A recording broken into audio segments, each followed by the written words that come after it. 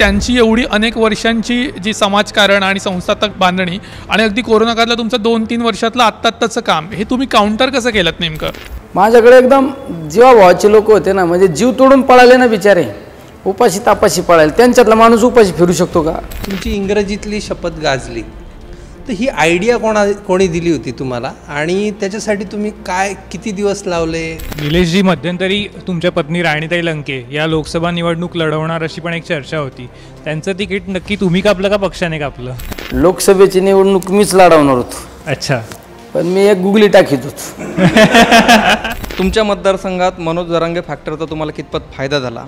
जे आता ओबीसींचं आंदोलन सुरू आहे त्या बाबतीत तुमची काय भूमिका आहे? मराठा आरक्षणाच्या बाबतीत आता तुमची काय भूमिका आहे? हे टॅक्टिकल होतं का, अजित पवारांसोबत जायचं आणि एकंदरीत निधीची गणितं जमवायची आणि परत माघारी यायचं, हे ठरलेलं होतं का? कारण तुम्ही आता ज्याप्रमाणे हुशारीने उत्तर दिलं, राणी लंकेंचं नाव तुम्ही मुद्दाम पिच केलं होतं, तुम्हाला एक हे करायचं होतं, संभ्रमावस्था निर्माण करायची होती. तसंच या बाबतीत पण होतं का? हे ठरवून केलं होतं तुम्ही? राजकारण असं कुठलं ठरवून करता येत नाही. ते वेळेनुसार आपल्याला राजकारण निर्णय घ्यावा लागतात. असं म्हणतात की निलेश लंके हे गुंडगिरी करतात, तुमचे विरोधक तसा आरोप करतात. ऐकलं ते खरं आहे? आता मी गुंडगिरी करणार असतो तिथं आलो असतो साहेब, सांगा बरं. माझा राजकीय प्रवास, माझं काय बापदादा काय आमदार खासदार होते का? निलेश लंके जरी राष्ट्रवादीत आहे तरी ते मनाने एक अजूनही शिवसैनिक आहेत. ऐकलं ते खरं आहे? सोडून द्यायचं, रात गई बात गई. परत आपण मी आता नंतर आम्ही एकत्र काम केलं, मी कित्येक कामं उद्धव साहेब करून घेतले. सोडून द्यायचं मागचं, तसं काय नसतं. इन्कमिंगसाठी जे तुमचे जुने सहकारी आहे त्यांच्याशी बोलण्याची जबाबदारी पवारसाहेबांनी तुमच्यावर दिली आहे. ऐकलं ते खरं आहे? म्हणजे सगळ्यांचं श्रद्धास्थान पवारसाहेब आहे. त्यामुळे माझ्यासारख्या एका छोट्या कार्यकर्त्यावर जबाबदारी देण्यापेक्षा साहेब प्रत्येकाशी समक्ष डायलॉग करू शकतात ना, असं काय वाटलं त्यांना. तुम्ही जेव्हा 8 खासदार तिकडे भेटलात लोकसभेमध्ये, तेव्हा वेगवेगळ्या मतदारसंघातल्या खासदारांचा अंदाज काय होता? किंवा महाराष्ट्राच्या समीकरणाबाबत एकत्रित तुमची काय चर्चा झाली? तुमची सभागृहात चर्चा झालीच असेल, त्यात अजितदादांना अजिबातच यश आलं नाही, तर त्याच्याबाबत आमदारांचं म्हणणं काय होतं? तुम्ही गजा मारणेला भेटले, त्याबाबतची ती घटना होती, पण तुमची प्रतिक्रिया त्यावर फार मजेशीर होती की ते मी रस्त्याने चाललो होतो आणि मला ते सहज दिसलं त्यांचं घर आणि मी तिकडे गेलो. पण ते उत्तर काय कोणाला पटलं नाही. नाही, उत्तर मजेशीर नव्हतं. नमस्कार, महाराष्ट्र टाइम्स ऑनलाईनच्या मटाकट्टा या विशेष कार्यक्रमात आपल्या सर्वांचं स्वागत आहे. महाराष्ट्रातल्या 48 खासदारांमधून जे जायंट किलर खासदार दिल्लीत निवडून गेले त्यापैकी एक आहेत अहमदनगरचे खासदार निलेश लंके. ज्यांनी इंग्रजी शपथ घेतली त्या निलेश लंकेंचा आज आपण मराठीत इंटरव्ह्यू घेणार आहोत. त्यांना मराठीत प्रश्न विचारणार आहोत. त्यांच्या इंग्रजी शपथेपर्यंतचा प्रवास कसा झाला, लोकसभेत कशी आव्हानं होती, ही निवडणूक कशी जिंकली आणि ते पुढे त्यांची कामं कशी असणार आहेत, या सगळ्यांविषयी सविस्तर आपण त्यांच्याशी चर्चा करणार आहोत. आपल्यासोबत निलेश लंके आहेत. आपलं खूप खूप स्वागत आहे. नमस्कार लंके साहेब. आता तुम्हाला सगळेजण खासदार साहेब म्हणून हे करतात, तर सरपंच, आमदार आणि खासदार हा जो प्रवास झाला, तर याचं श्रेय तुम्ही कोणाला द्याल? याचं सगळ्यात माणूस राजकारणामध्ये जो मोठा होतो, मोठा म्हणजे मोठा होत नाही, पण पदं वेगवेगळे ज्यावेळेस पदं मिळत जातात ना, त्याचं सर्व श्रेय जातं ते म्हणजे मतदार बंधू भगिनी. आणि विशेष करून मतदारांबरोबर जे खऱ्या अर्थाने मीच उमेदवार आहे, ही माझीच लढाई, जी भावना कार्यकर्त्यांमध्ये निर्माण होती, ती स्पिरिट निर्माण होतं ना, ते श्रेय त्यांना जातं. आणि नेते मंडळी जो विश्वास टाकतात आपल्याला, त्यांचा विश्वास असतो, कार्यकर्त्यांचं स्पिरिट असतं आणि मतदारांचा पण विश्वास असतो, यांना सगळं श्रेय जातं. म्हणजे उमेदवार हा फक्त मोहरा असतो. म्हणजे आपण टी व्हीवर पाहतो ना, चित्र चालू असतं, रिमोट कोणाकडे असतं? आपल्याकडं असतं ना. तसं हे जनता महत्त्वाची, कार्यकर्ते महत्त्वाचे, यांना सगळं श्रेय जातं. मी फक्त माध्यम आहे. तुमची इंग्रजीतली शपथ गाजली, तर ही आयडिया कोणी दिली होती तुम्हाला आणि त्याच्यासाठी तुम्ही काय किती दिवस लावले, काय जरासा किस्सा सांगा ना. आयडिया द्यावा लागते का? आयडिया थोडी द्या. आयडिया काय, मी एवढा ग्रामपंचायतचा सरपंचाचा खासदार झालो म्हणल्यावर मला आहे ना थोडंफार. कुठं काय कुठली शपथ घेतली पाहिजे, मी महाराष्ट्रात आमदार म्हणून निवडून आलो आणि मला जर कोणी म्हणलं असं इंग्लिशमध्ये शपथ घ्या, मी नसती घेतली. कारण महाराष्ट्र आहे तर मराठीला महत्त्व दिलं जातं ना. मग संसदेत आपण गेल्यानंतर एक वेगळा पायंडा पाडला पाहिजे. कारण तिथं सगळेच मराठी भाषिक खासदार नाही ना, कुणी तेलुगू भाषिक आहे, कुणी उर्दू आहे, कुणी तमिळी आहे, वेगवेगळे भाषिक आहे. पण बहुतांश खासदारांना इंग्लिश त्या ठिकाणी समजते. त्यामुळं सर्वांना जी समजणारी भाषा आहे ती इंग्लिश मला वाटली, म्हणून मी इंग्लिशमध्ये शपथ घेतली. मग आता भाषणाची तयारी कशी झाली? तयारी बियारी काही करत नसतं आपण, मी पहिलाच तयार आहे. नंतर तुम्ही म्हटला होता की शरद पवारांकडनं संसदेत कसं वागायचं, कसं बोलायचं याचे धडे मी घेणार आहेत, तर ती शिकवणी सुरू झाली आहे का? नाही, शिकवण म्हणण्यापेक्षा आपण बऱ्याच वेळा एखाद्या नेतृत्वाबरोबर राहतो. म्हणजे उद्या कोणाबरोबर आपण राहिल्यानंतर त्यांचं काय अनुकरण केलं पाहिजे हे आपण अवगत केलं पाहिजे. त्यामुळे पवारसाहेबांबरोबर त्यांच्या सहवासात राहत असताना मी त्यांच्याकडून बऱ्याच गोष्टी अनुकरण करत असतो, अवगत करून घेत असतो. त्या ठिकाणी त्यांच्याबरोबर जाण्याचा मला बऱ्याच वेळा संसदेत जाण्याचा योग आला. हे सगळ्या गोष्टी अवगत करण्याचा प्रयत्न मी करत असतो नेहमी. कारण मी बऱ्याच वेळा मी तर बऱ्याच भाषणांनी सांगतो, निलेश लंके काल पण विद्यार्थी होता, विद्यार्थी आज पण विद्यार्थी आणि उद्या पण विद्यार्थीच असणार आहे. विद्यार्थी जो असतो ना तो नेहमी शिकत असतो. त्यामुळे मी नेहमी शिकण्याचा प्रयत्न करतो. कारण विद्यार्थ्यांनी एखाद्या संस्थेचा प्राचार्य याच्यात फरक असतो. प्राचार्य हा शिकत नसतो, तसं मी विद्यार्थी. त्याच्यामुळे मी अनुकरण करतो नेहमी, पवारसाहेबांचं अनुकरण करतो. आता ताईंचं तर आम्ही संसदेत ताई आमच्याबरोबर हाऊसमध्ये असतात, ताईंचं तर आम्ही पावलापावली अनुकरण करतो. कशा पद्धतीने प्रत्येक खासदाराशी डायलॉग केला पाहिजे, कामाची कशी सिस्टीम आपण पाठपुरावा केला पाहिजे, हे अनुकरण करायचं. निलेशजी, मध्यंतरी तुमच्या पत्नी राणीताई लंके या लोकसभा निवडणूक लढवणार अशी पण एक चर्चा होती. त्यांचं तिकीट नक्की तुम्ही कापलं का पक्षाने कापलं? नाही, राजकारणात आहे ना, राजकारणात कुठल्या पण राजकारणात एक सस्पेन्स लागतो. लोकसभेची निवडणूक मीच लढवणार होतो, पण मी एक गुगली टाकीत होतो. लोकांना जरा संभ्रम अवस्थेत ठेवित होतो. मी नेमकं काय मी चेक करीत होतो, लोकांची मेंटॅलिटी चेक करत होतो, मतदारांची म्हणण्यापेक्षा मला नेते मंडळींना एक संभ्रमात ठेवायचं होतं. मी त्यात यशस्वी झालो. तर मला हे कळत होतं ना, लोकसभेची निवडणूक मीच असलो ना तर मीच ती निवडणूक काउंटर करू शकतो आणि विजय खेचू शकतो, हे मला तेवढा विश्वास होता ना. मग ते त्यांची समजूत काढताना काही विधानसभेचं काही आमिष वगैरे दाखवलंय का? आणि मी आमिष दाखवणारा कोण? शेवट एका पक्षात, मी ज्या पक्षात काम करतो त्या पक्षाचा मी शेवटचा स्तर आहे, शेवटचा घटक आहे. त्या पक्षाला नेतृत्व आहे, त्या पक्षाचे नेते मंडळी आहे ना. उद्या ते जी जबाबदारी देतील ती जबाबदारी आपण फॉलो करायचं, काम करायचं. त्यामुळं मी कोण शब्द देणार? अहमदनगरमधून तुमचा जो विजय झाला त्यासाठी तुम्ही भरपूर ताकद लावली, लढाई धनशक्ती जनशक्ती अशी गेली, बरेच मुद्दे प्रचारात होते. पण त्यात एक मुद्दा होता आरक्षणाचा. मराठा आरक्षणाचा तुमच्या मतदारसंघात तुम्हाला कितपत फायदा झाला? कारण तुमच्या बाजूच्या बीड मतदारसंघात असेल किंवा बाजूला संभाजीनगरला असेल, या मुद्द्यावर निवडणूक चालली. तुमच्या मतदारसंघात मनोज जरांगे फॅक्टरचा तुम्हाला कितपत फायदा झाला? या व्यतिरिक्त तुमच्या मतदारसंघातल्या ओबीसींनी तुम्हाला मोठ्या प्रमाणात मतदान केल्याचं तिकडे दिसलं, तुमच्या माणसांनी त्याचं सांगितलं. पण जे आता ओबीसींचं आंदोलन सुरू आहे त्या बाबतीत तुमची काय भूमिका आहे? मराठा आरक्षणाच्या बाबतीत आता तुमची काय भूमिका आहे? शेवट निवडणुकीमध्ये मला तशी सर्व समाजाने मदत केली. मी एक कार्यकर्ता असा आहे, माझ्यावर कधी कुठल्या जातीपातीचा शिक्का पडलेला नाही. मी एक सेक्युलर विचारसरणीचा कार्यकर्ता आहे. त्यामुळे निश्चित सर्वांचा मला त्या निवडणुकीत फायदा झाला. शेवट आपण असं मी तर सगळ्यांना श्रेय देतो. हे सगळ्यांचं माझ्या विजयामध्ये लहान मुलांपासून तर 90-95 वर्षापर्यंत ज्येष्ठांचा सगळ्यांचा सहभाग आहे. सगळ्यांना श्रेय देतो, त्यामुळं सगळ्यांना श्रेय येते. तुम्ही राष्ट्रवादी अजित पवारांसोबत गेला होतात आणि नंतर मग शरद पवारांकडे परत आलात. नंतर तुम्ही लोकसभेची उमेदवारी मिळवली. मुळात तिकडे गेल्यानंतर तुम्हाला एक होतं की त्या महायुतीमध्ये ती जागा विखेंकडे होती, त्यामुळे ती तशी तुम्हाला सिटिंग असल्यामुळे मिळणार नव्हती. तर हे टॅक्टिकल होतं का, अजित पवारांसोबत जायचं आणि एकंदरीत निधीची गणितं जमवायची आणि परत माघारी यायचं, हे ठरलेलं होतं का? कारण तुम्ही आता ज्याप्रमाणे हुशारीने उत्तर दिलं, राणी लंकेंचं नाव तुम्ही मुद्दाम पिच केलं होतं. तुम्हाला एक हे करायचं होतं, संभ्रमावस्था निर्माण करायची होती. तसंच या बाबतीत पण होतं का? हे ठरवून केलं होतं तुम्ही?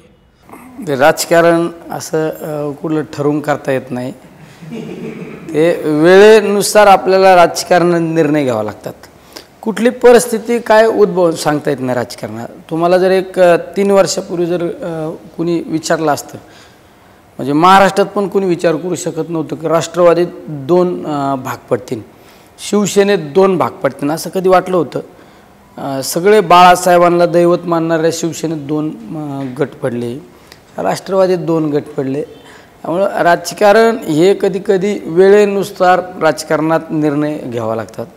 त्यामुळं तसा मी लोकसभेच्या निवडणुकीच्या प्रवाहात तो निर्णय घेतला. एक विखे पाटलांचं संस्थात्मक जाळं तिकडे खूप आहे. म्हणजे त्यांचं म्हणजे एकंदरीत त्यांचं समाजकारण आणि एकंदरीत त्यांची आर्थिक ताकद आणि एकंदरीत त्यांच्या संस्था बघितल्यात, बऱ्याचशा संस्था सगळ्या क्षेत्रातल्या, तर त्याला जोडून घेतलेला खूप मोठा वर्ग आहे तिकडे. तो त्यांच्या संस्थेचा लाभार्थी आहे. आणि तुमचं एकंदरीत सोशल एक काम बघितलं तर तुमचं कोरोना काळात नाव प्रचंड गाजलं होतं. तुमचे अनेक व्हिडिओ व्हायरल झाले होते. म्हणजे अनेक मतदार असं होते की कोरोना काळात त्यांनी तुमचे काय ते असे लॉयल किंवा असे कार्यकर्ते नव्हते, पण तुम्ही त्यांना कोरोना काळात इतकी मदत केली की ते स्वतःहून तुमचा प्रचार करत होते. तर त्यांची एवढी अनेक वर्षांची जी समाजकारण आणि संस्थात्मक बांधणी आणि अगदी कोरोना काळातलं तुमचं 2-3 वर्षातलं आत्ताचं काम, हे तुम्ही काउंटर कसं केलं नेमकं? राजकारणात कुठल्या निवडणुका, मी तर बऱ्याच वेळा सांगतो, कुठलीच निवडणूक ही अवघड पण नसती आणि कुठलीच निवडणूक ही सोपी पण नसती. आणि निवडणुका आपण जे म्हणतो ना, माझ्याकडलं यंत्रणा आहे, यंत्रणा म्हणजे माझ्याकडं इतके माझ्या संस्थेत वर्कर आहेत, एवढे माझ्या कारखान्यात वर्कर आहे, यांच्यावर निवडणूक होत नसती. ही निवडणूक ही ज्यांच्याकडं स्पिरिटचे कार्यकर्ते आहेत, जीवाभावाचे, जीवाला जीव देणारे कार्यकर्ते ज्या उमेदवाराकडे असतील ना, त्या उमेदवाराला विजय मिळतो. त्यांच्याकडं ठीक आहे, संस्था आहे, सगळ्या गोष्टी, पण ते एक फॉर्मॅलिटी होती ना. त्यांच्याकडे एक साचेबंद काम होतं. साचेबंद म्हणण्यापेक्षा कशी, सकाळी 10 वाजता डबा घेऊन यायचं कामाला, संध्याकाळी 5 वाजता निघायचं ना, आणि सगळी प्रोफेशनल यंत्रणा होती ना. माझ्याकडे एकदम जीवाभावाचे लोक होते ना, म्हणजे जीव तोडून पळाले ना बिचारे, उपाशी तापाशी पळाले. त्यांच्यातला माणूस उपाशी फिरू शकतो का?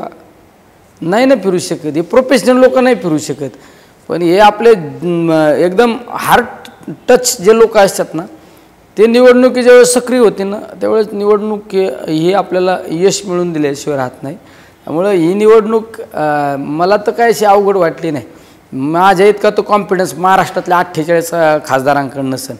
मी निवडणुकीचा फॉर्म भरला त्या दिवशी सुद्धा सांगितलं होतं की मीच निवडून येणार. काय, मी मतदानाच्या दिवशी ज्यावेळेस मतदान केंद्रावर गेलो, मला माझी बऱ्याच जणांनी मुलाखत घेतली.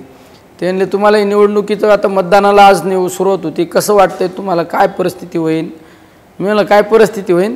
परिस्थिती काय होत नसती, म्हणलं मीच निवडून येणार.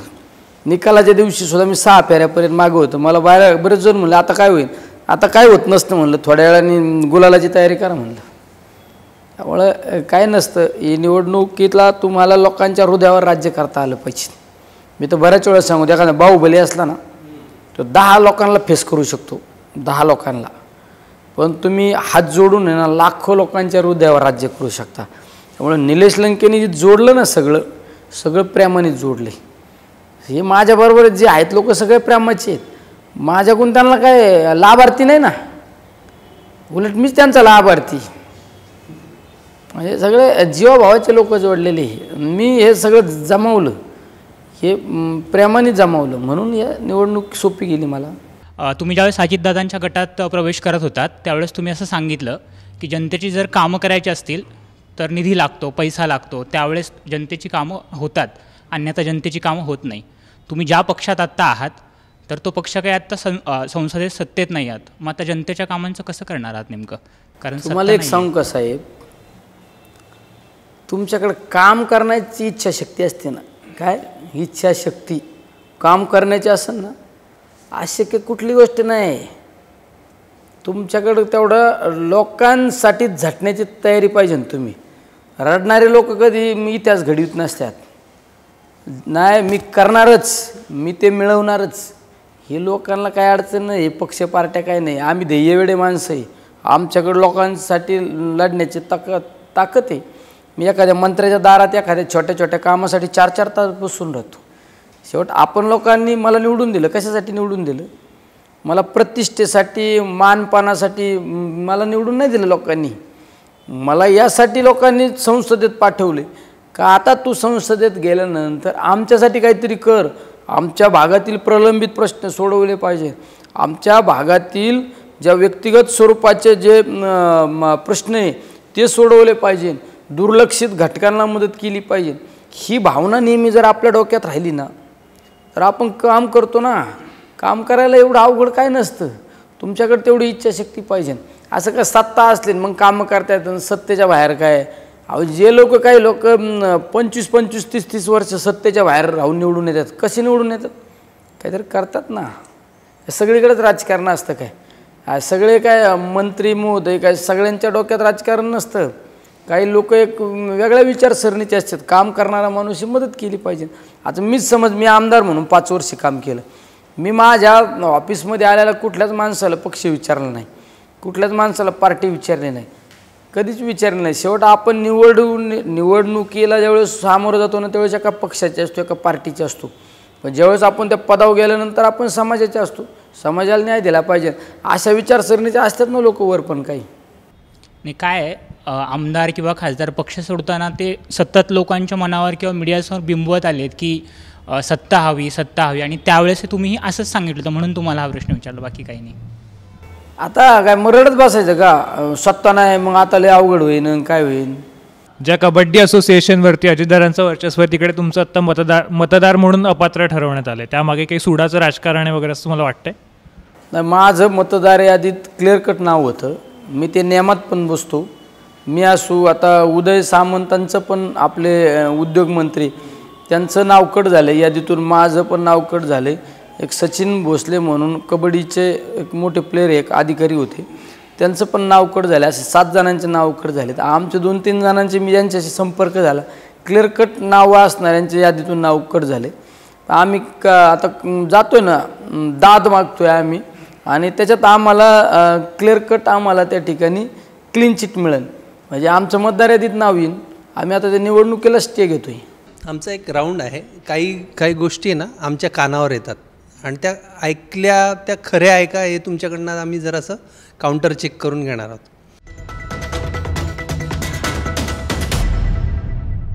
असं म्हणतात की निलेश लंके हे गुंडगिरी करतात, तुमचे विरोधक तसा आरोप करतात. ऐकलं ते खरं आहे का?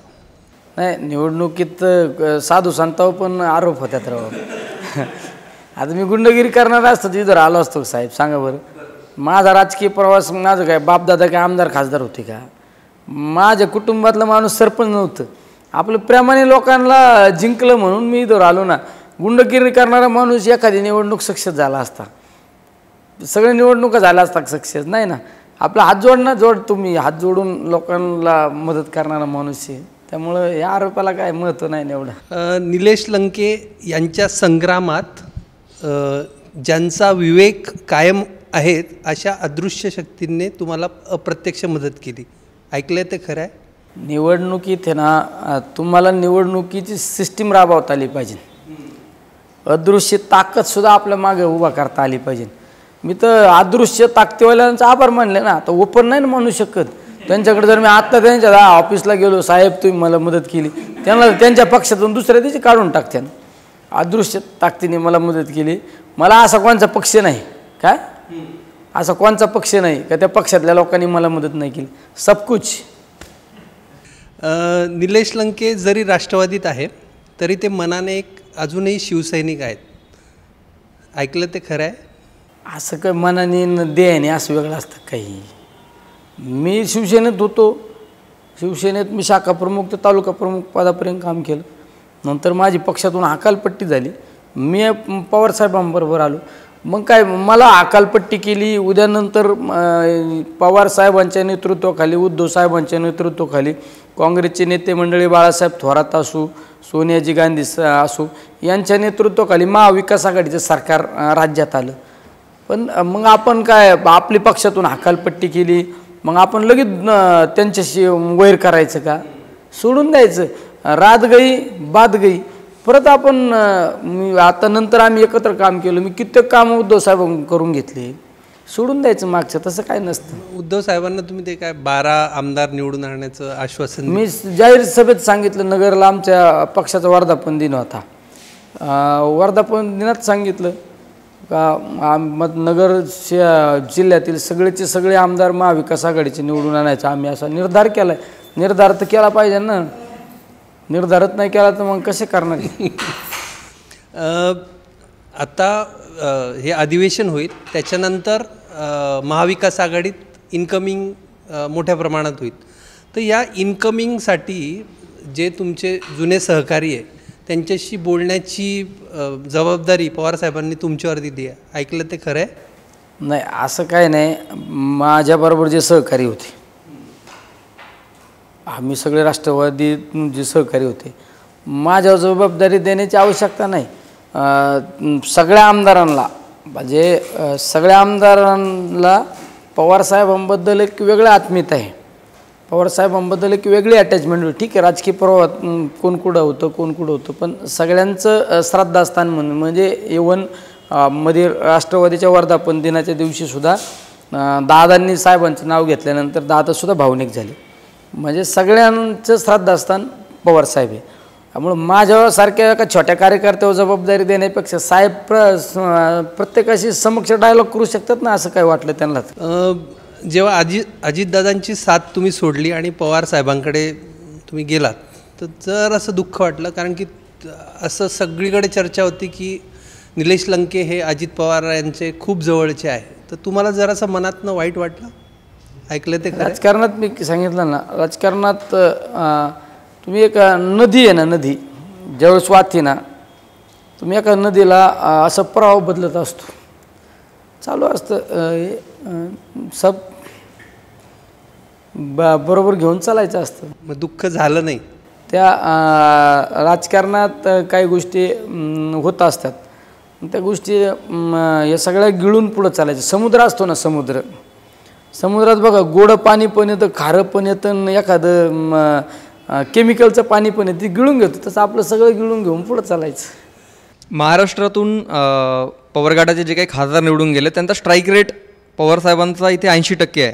तुम्ही जेव्हा 8 खासदार तिकडे भेटलात लोकसभेमध्ये, तेव्हा वेगवेगळ्या मतदारसंघातल्या खासदारांचा अंदाज काय होता, किंवा महाराष्ट्रातल्या समीकरणाबाबत एकत्रित तुमची काय चर्चा झाली? तुमची सभागृहात चर्चा झालीच असेल की पवारसाहेबांचा स्ट्राईक रेट एवढा जास्त का राहिला, किंवा कोणती कारणं होती? मराठा आरक्षणाचा विषय असेल, उमेदवार निवड असेल, त्यात अजितदादांना अजिबातच यश आलं नाही, तर त्याच्याबाबत आमदारांचं म्हणणं काय होतं?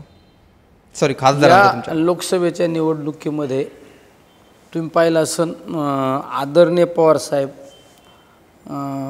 यांच्याबद्दल जी सहानुभूतीची लाट होती, त्या सहानुभूतीच्या लाटेचा फायदा झाला. आज जरी आपण म्हणलो पवारसाहेबांचा स्ट्राईक रेट 8 होता, 80%, पण तसा जर तुम्ही हे सगळं बघितलं तर पवारसाहेबांचा स्ट्राईक रेट हा 90% होता. कारण शशिकांत शिंदे साहेबांची जी जागा निवडणुकीत जी पराभूत झाली, तिथं ते एक पिपाणी नावाचं चिन्ह होतं, त्यालासुद्धा तुतारीच सांगितलं होतं, आणि याला पण तुतारी. आडाने बरेच लोक फसले तिथं. 37,000 मतं तुतारीला गेले आणि शिंदेसाहेब 32,000 मतांनी पडले. माझ्याकडे 48,000 मतं ते पिपाणीला गेली.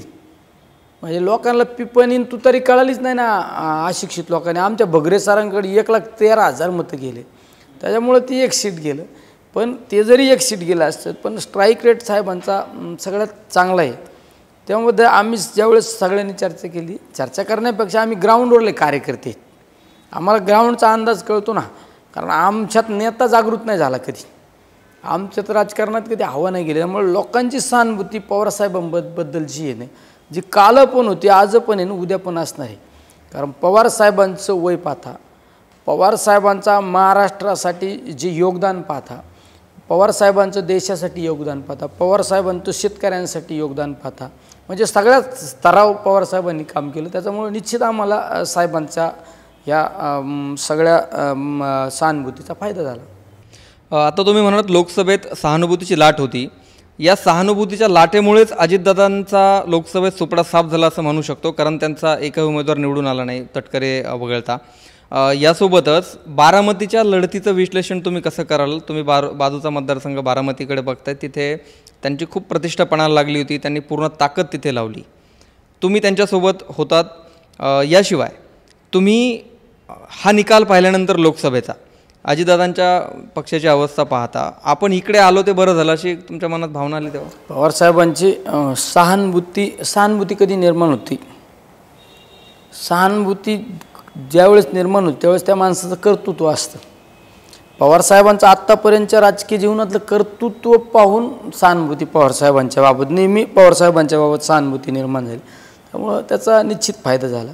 आणि वेगवेगळ्या मतदारसंघाबद्दल जर तुम्ही मला माहिती विचारली तर मी स्वतः नगर दक्षिण लोकसभा मतदारसंघाचा उमेदवार असल्यामुळं आणि मी एक नवीन नौका उमेदवार होतो, मुळं मला त्या निवडणुकीत माझा मतदारसंघ सोडून दुसऱ्या मतदारसंघाशी मला असा संपर्क करता नाही आला, त्या मतदारसंघाची मला माहिती घेता नाही आली. त्यामुळं त्या दुसऱ्या मतदारसंघाचं मी विश्लेषण करू शकत नाही.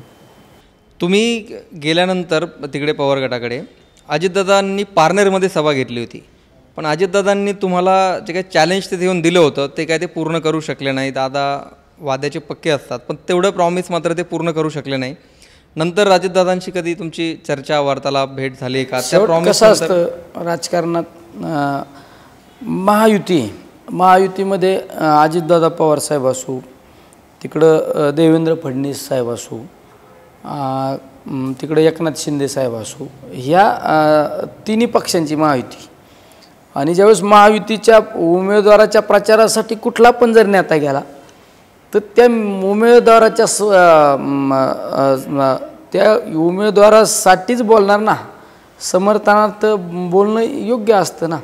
आणि त्यावेळेस विरोधी उमेदवार किती पण तुमच्या जवळचा असू नाही तर काही असू, त्याच्या विरोधात तर टीका टिप्पणी करावंच लागते ना. त्यामुळं त्या गोष्टींकडे दुर्लक्ष करायचं आपण. ते त्यांच्या उमेदवाराच्या प्रचाराला आले आणि त्यांनी आपल्याबद्दल टीका केली, मग आपण लगेच प्रत्युत्तर द्यायचं का नाही? ते शेवट राज्याचे नेते आहेत ना, आपण न बोललेलं बरं. त्यापेक्षा तुम्ही आता अजितदादांवर जे काही प्रश्न मी तुम्हाला एक दोन विचारले त्याच्यावर तुम्ही असं अजितदादांना थेट उत्तर कुठल्याच प्रश्नाला दिलेलं नाही. आता विधानसभा निवडणूक येते, अनेक मतदारसंघातले कामं पेंडिंग आहेत, ते मार्गी लावायचे, तसं काही कारण त्याच्यामागे नाही. तुम्हाला एक सांगू का साहेब, राजकारणात तुम्हाला उंची कळाली पाहिजे. एखादा आज तुम्ही आता हे डिजिटल युग आलेलं आहे, व्हॉट्सअप फेसबुकचे, तुम्ही व्हॉट्सअप फेसबुकवर कमेंट पहा. कधी एखादा सकाळी उठल्यानंतर एखाद्या मित्राला फोन करतो, माझ्या मोबाईलवर तेवढं नेटचं पॅकेज टाक म्हणून फोन करतो मित्राला. आणि मग मित्र नेटचं पॅकेज काय 10-20 रुपयेचं टाकतो आणि तो नेट चालू झालं, तो सुद्धा देशाच्या पंतप्रधानाच्या बद्दल सुद्धा वाईट बोलतो. देशाच्या पंतप्रधानाच्या बद्दल सुद्धा वाईट बोलतो. तुम्ही पहा, गावातली एखादी छोटी निवडणूक असते, तर त्या निवडणुकीतला एखादा सर्वसामान्य कार्यकर्ता तो सुद्धा राज्याच्या एखाद्या बड्या नेत्यावर टीका करतो. शेवट माणसाला आपली उंची कळाली पाहिजे. तुम्ही माझे सगळे भाषणं पहा, मी कधीच कुठल्या राजकीय नेतृत्वाच्या बद्दल कधी बोलत नाही. मी लोकसभेची निवडणूक लढवली, मी देश पातळीच्या नेतृत्व कोणाच्या बोललो नाही. मी फक्त कशावर बोललो का, देशामधली 10 वर्षाची परिस्थिती, आत्ताची परिस्थिती, राज्यातली ही परिस्थिती, मागची 5 वर्षापूर्वी ह्या परिस्थितीवर बोललो. पण कधी आपण कुठल्या नेत्याबद्दल आपल्याला अधिकार नाही, कारण आपलं वय जेवढं आहे ना त्यापेक्षा त्यांचे राजकीय अनुभव जास्त असतात.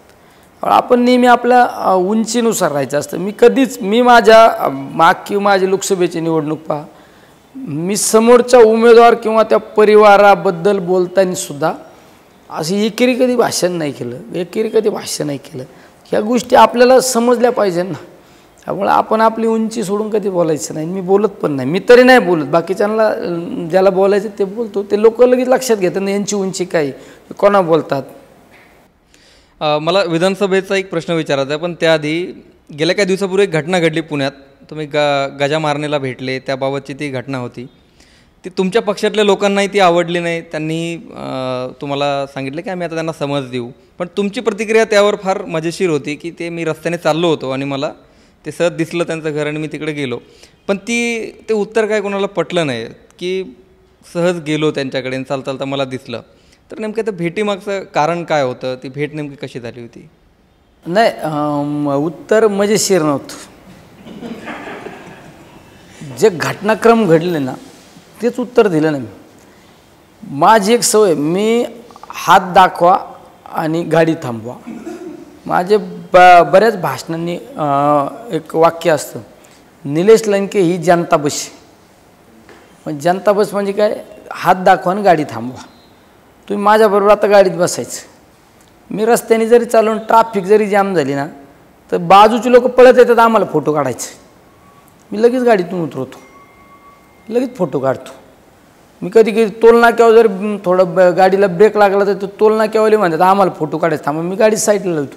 मग माझ्याबरोबर फोटो काढणारा त्याच्या काही कपाळावलेला लेखा, ह्यो कोण आहे, काय आहे, काय करतो, याचा व्यवसाय काय आहे, हे असं ॲक्सिडेंटही घडत असते. हे कोणाच्या बाबतीत घडतं, जो जनतेतला मास लीडर असतो ना, जनतेतला जो कार्यकर्ता असतो ना त्याच्याकडून घडतं. हे तुम्ही जर प्रोफेशनल आहे ना माणसाकडून घडलं तर त्याला दोष देऊ शकता का, हे नियोजित होतं.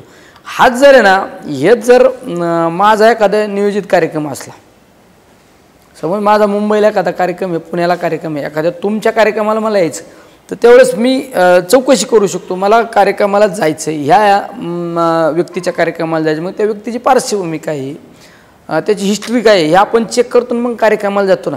पण रस्त्याने भेटलं याचा अर्थ काय, ती काय असं ठरून भेट थोडी होती. जर एखादा त्यांच्या कार्यक्रमाला मी जर गेलो असतो तर मग ते नियोजित होतं. मी सगळी हिस्ट्री चेक केली म्हणून कार्यक्रमाला गेलो ना, असा विषय नाही. पण ॲक्सिडेंटले माझ्या तर बऱ्याच वेळाचं कधी कधी मला फोन येतो, शिव तुम्हाला कसं काय भेटला. मी म्हणतो मी नाही ओळखीत. मला काही जणांचा फोन येतो, अरे असा असा माणूस आहे, ते तुमच्याबरोबर फोटो येते, ते इकडं सांगतो मी निलेश लंकेला जवळचं आहे. मी म्हणतो दाव बरं फोटो. म्हणतो अरेच्या मायाला कसलं आहे का, माझ्या जवळचं आहे काय, ते फोटो काढला माझ्याबरोबर त्याने. हे असं होतं असतं. हे जो मास लीडर असतो ना त्याच्याकडून होतं असतं. त्याच्यामुळे लय मनाला लावून नाही धरायचं.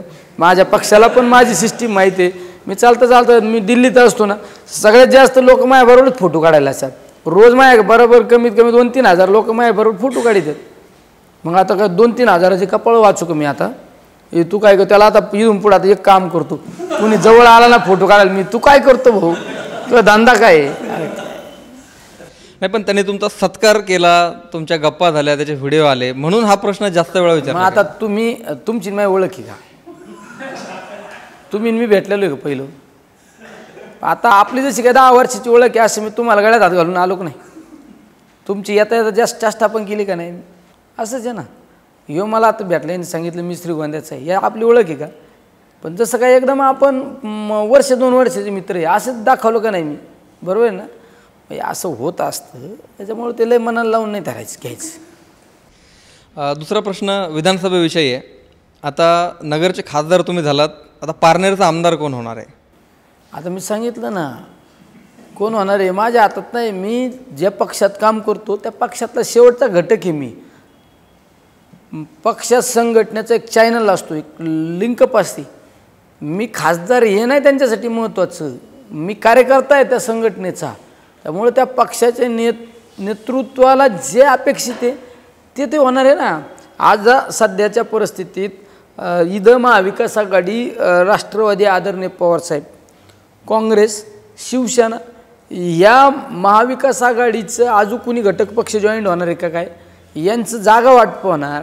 मग जागा वाटप झाल्यानंतर नेतृत्व ठरवणार तिथं कोणाला उमेदवारी काय द्यायची. मी कोण सांगणारा, मी सांगणारा कोण ते ठरवतील ना.